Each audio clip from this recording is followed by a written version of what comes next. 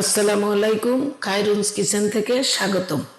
বহুদিন পরে আপনাদের জন্য আবারও একটা ইলিশ মাছের রেসিপি নিয়ে হাজির হয়েছি। আজকের রেসিপি ইলিশ মাছের ঝুরা।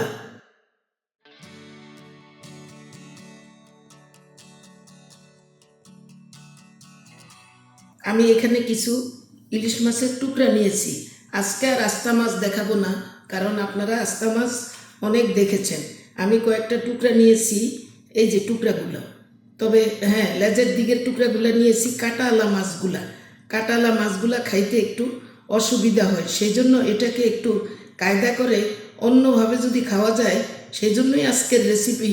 এই মাছগুলা দিয়ে আমি ইলিশ মাছের ঝুরা করব। মাছগুলি এখন আমি একটু হলুদ, লবণ, একটু মরিচের গুঁড়া পানি দিয়ে একটু জাল করে নিব। মাছগুলা অল্প পানি দিয়ে মিডিয়াম আঁচে একটু সিদ্ধ করে নিব।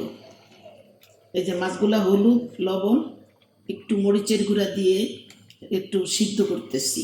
মাছগুলি সিদ্ধ হয়ে গেছে, কিন্তু পানিটা একেবারে শুকায় ফেলেছি। অল্প পানি দিয়ে পানিটা দিয়ে শুকায় ফেলছি। এখন মাছগুলা উঠাইয়ে ফেলবো। এই যে মাছগুলা এইভাবে। এখন আমি মাছগুলার কাটা বেছে নিব। মাছগুলি এখন সুন্দর করে কাটা বেছে নিব, কারণ কাটালা মাছ তো কাটা বেছে নিব।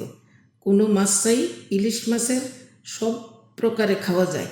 ইলিশ মাছ কখনোই, যেমন আপনারা অনেক আমার আরেকটা রেসিপিতে ইলিশের লেজের ভর্তা পেয়েছেন। লেজগুলাও অনেকে হয়তো ফেলে দেয়, কিন্তু ইলিশের কোনো অংশই ফেলে দেওয়ার মতো না। একটু কষ্ট করে কায়দা করে যদি খাওয়া যায় তৈরি করে, তাহলে অনেক সুস্বাদু হয়। সেই জন্য আমি এক এক করে অনেক রেসিপি দেখাইছি, আশা করি আপনারা দেখেছেন। এইবার আমি দেখাইছি ইলিশ মাছের ঝুরা।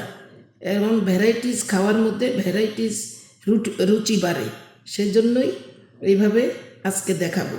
ইলিশ মাছ যে কোনো সবজি দিয়েও রান্না করা যায়। আমি অনেক সবজি দিয়ে ইলিশ মাছ রান্না করেছি, আপনারা হয়তো পেয়েছেন। কারণ এতই স্বাদের মাছটা, এটাকে যেভাবে যে কোনো প্রকারে রান্না করলেই এটা স্বাদ পাওয়া যায়। আশা করি আপনারা একটু কষ্ট করে ধৈর্য ধরে বিভিন্ন কায়দায় মাছটা খাবেন। মাছগুলা কাটা বেছে নিয়েছি, এখন আমি মাছগুলারে একটু ম্যাশ করে নিব। মাছগুলা ম্যাশ করে নিয়েছি।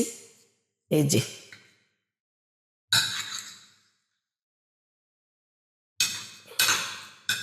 রান্না করার জন্য প্যান বসাবো, একটু তেল দিব, তবে সরিষার তেল।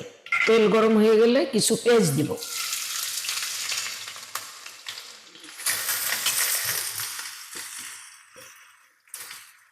সামান্য হলুদ দিব, একটু লবণ দিব, একটু মরিচের গুঁড়া, জিরার গুঁড়া 4 চামচে 1 চামচ হবে। পেঁয়াজটা প্রায় সিদ্ধ হয়ে গেছে, এখন মাছগুলা দিয়ে দেব। মাছটা দিয়েই নাড়াচাড়া দিব।